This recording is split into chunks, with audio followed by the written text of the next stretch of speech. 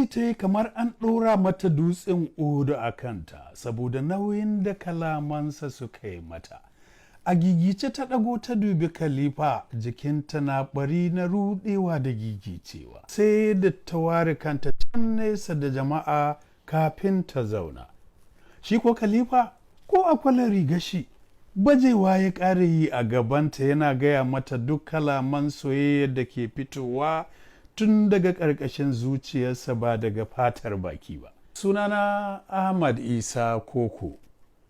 Kamar yadda suna ya nuna, ni mutumin Koko ne da ke cikin ƙaramar hukumar mulki ta Koko Bese a jihar Kebbin, Najeriya.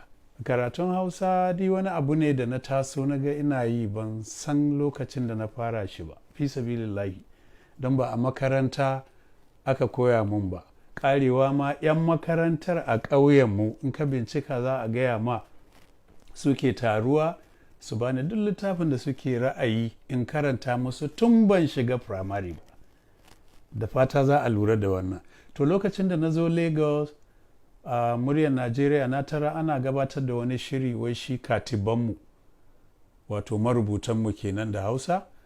To sai kasance ma'aikatan sashen Hausa a wancan lokacin idan wannan yana yi, idan zai tafi hutu sai a baiwa wancan, shi ma haka ya baiwa wani. To sai aka fara samun wasiƙu na zuwa, da yake sashen Hausa na muryar Najeriya tana watsa shirye-shiryenta ne zuwa ƙasashe 15 na yammacin Afirka.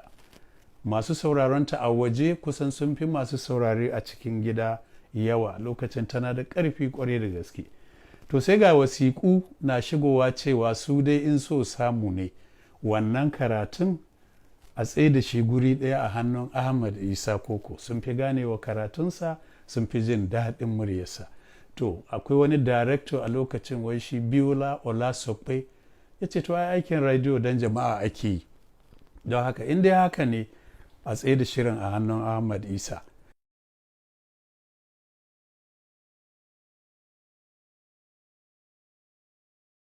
Tun a wancan lokacin ni a ƙauye ba da abokanai irin 'yan boko, ko da yaushe ɗauki nake yi a yi hutu su dawo. Sai na lura yawancinsu littattafan da suke zuwa da su suna nan cikin akwati, sai ranar da za a koma kuma a sake komawa da su, ba karanta ya dame su ba. Ni kuma ba abin da nake so irin in roƙi Zaharaddin ya ara mun wani daga cikin littattafan Hausa, don ba na gane Turanci ko na karanta ban san ma'ana ba tun da ban shiga makaranta ba, amma na Hausan in dai ka bani, to da yake kuma ina yawan ina haɗawa kwarai da gaske. To sai na lura wai duk da irin wannan karatun da bai da ainihin horo, mutane na so a haka. To kaji yadda abin ya yi ta tafiya, ban daina ba tun a ƙauye har kuma na dawo, kuma in ce har ma na shiga secondary. Duk lokacin da babu malami a ajinmu, ba ni da hutu ko bacci nake sai an kwakulo ni in zo in karanta ma 'yan ajinmu, ɗalibai 'yan uwana, littattafan Hausa.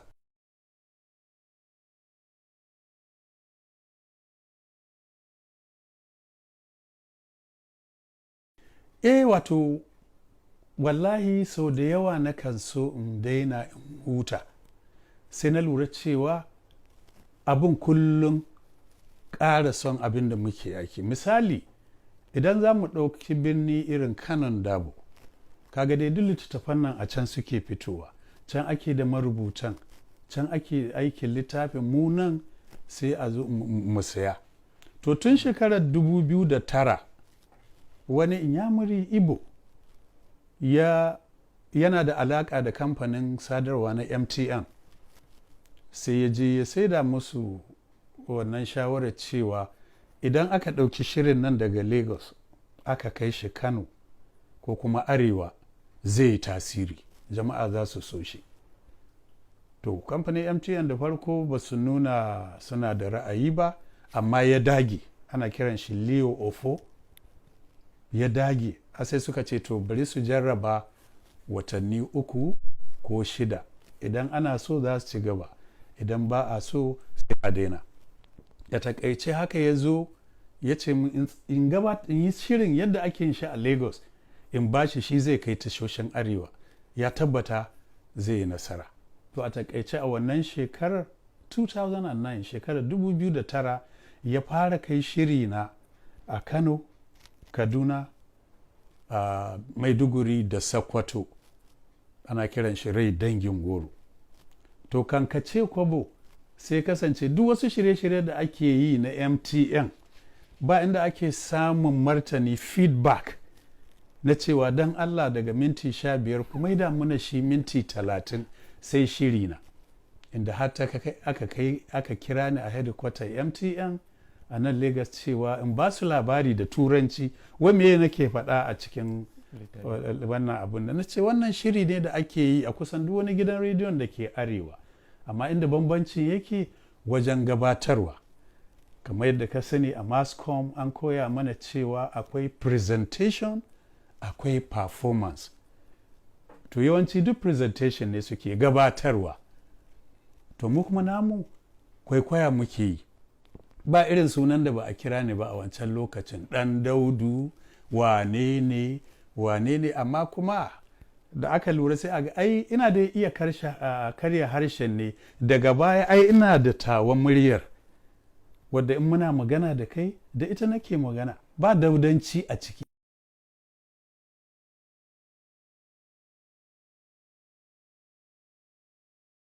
Eto ko kuma in ce matan suka kwaikwaye ni. Karka manta na gaya maka ni na faro tun wajen 1986. Lokacin da na fara su yan matan da kake magana kila ma suna a ina, suna duniya tare da mu kuma a ina, Allahu alam. Da haka sun suka yi min kutse cikin nawa aiki, ba ni na kwaikwaye su ba, gaskiyan magana ke. Haka wato kenan kai a sanayyar ka dai kuna cikin waɗanda kuka yanke wa karatun littafin Hausa na zube dinnan a rediyo cibi. To kwarai da gaske, amma fi tun ina ƙauye na san lokacin da ake shafawa labari shuni a rediyo Najeriya Kaduna.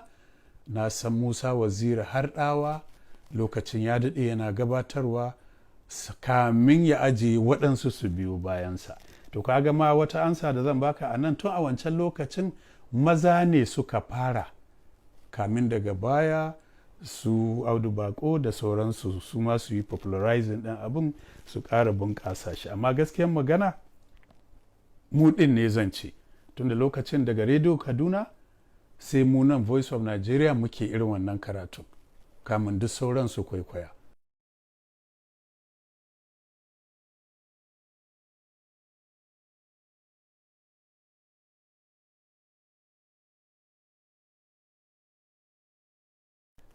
Abin da kamar wuya, don kamin daga lokacin zuwa yanzu an ce na karanta littafai sun kai 1000 ba za a yi musu ba. Kar ka manta a yau ina ba da shirin nan a tashoshin rediyo kusan 20 a Najeriya, wurare daban-daban. Kai abin da yawa gaskiya, amma wanda ba zan taɓa mantawa ba wani littafi ne da Ado Ahmad gidan Dabino ya rubuta, wai shi Inda So da Ƙauna. Littafin nan ya taɓa zukatan mutane ba mata ba har maza, don bayan an sauke shi kusan wata ɗaya duk inda na zaga a Lagos misali inda nake da zama, sai na haɗu da wani ko wata su ce min ai ba a taɓa karanta littafi da na zubar da ƙwalla irin wannan littafin ba. Ya yi nuni da cewa wahala ba ta kisa, sai dai idan kwana ya ƙare, kuma idan dai ɗan adam yana raye to bai fa gama ganin jarabawa ba.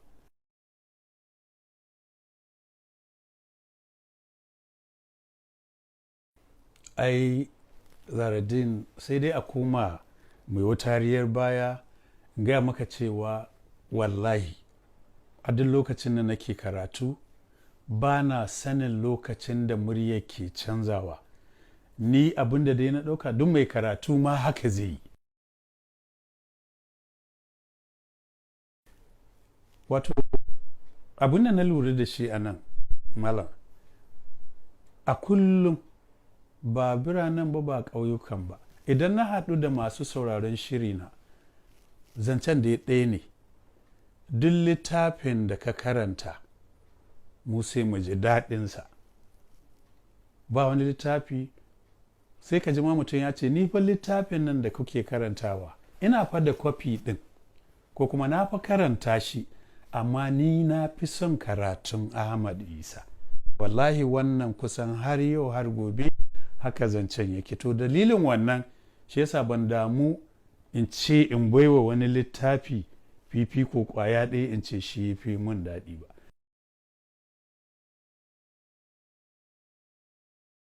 Wai aiko nan nake shan wuya sabili da karka manta su marubutan galibinsu sun rubuta ne abin nan da bature ke cewa intrapersonal, wato ka ɗauka ka karanta don kanka kai mai karatu.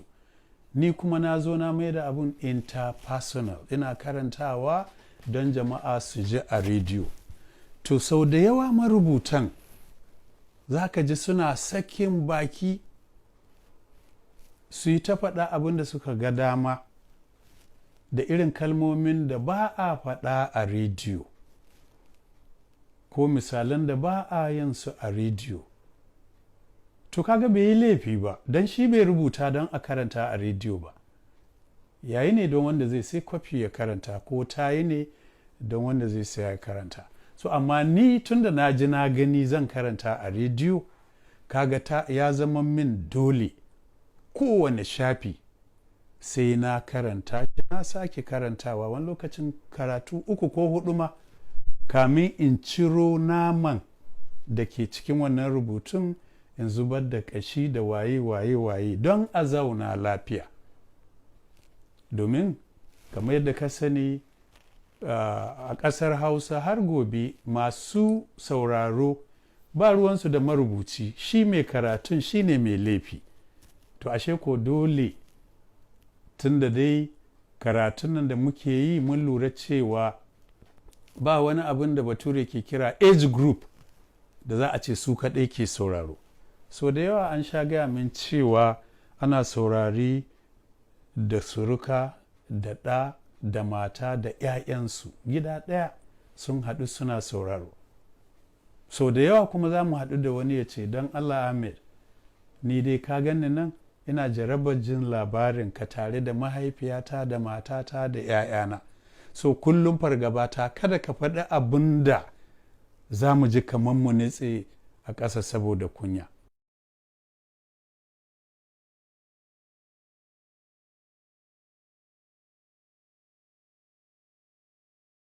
Bai na farko zagi, na biyu batsa, na uku personalization, irin ka kira sunan wani ko wani gari ko wata jama'a ka alakanta su da wani abu, stereotyping, ba na karanta wa mala. Da wani zai ji cewa a'a ba zan karanta ba, kaga amma in na tsallake wurin an zauna lafiya.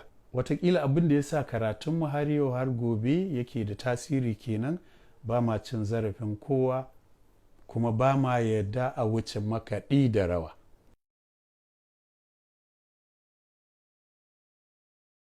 Ai na ƙin alaƙar da su kuma akwai dalili. Kamar yadda muke da kai yanzu, idan ka zo ka ce min ga wani littafi da ƙananka ko wani yayanka ko wani ɗan uwanka ya rubuta, to fa ka sa ni a cikin wani yanayi. Domin kai dai muna da alaƙa ta ƙudda kai, amma ba dole ne mu yi wannan alaƙa a littafin ba. Domin idan na duba na ga cewa saƙo ko saƙonnin da kake gabatarwa ba su zo daidai da aƙidata ba, ni ma ba wai aƙidata ba, ra'ayin masu sauraro na ba, gaskiya to fa zan yi ma laifi, ba zan karanta ba.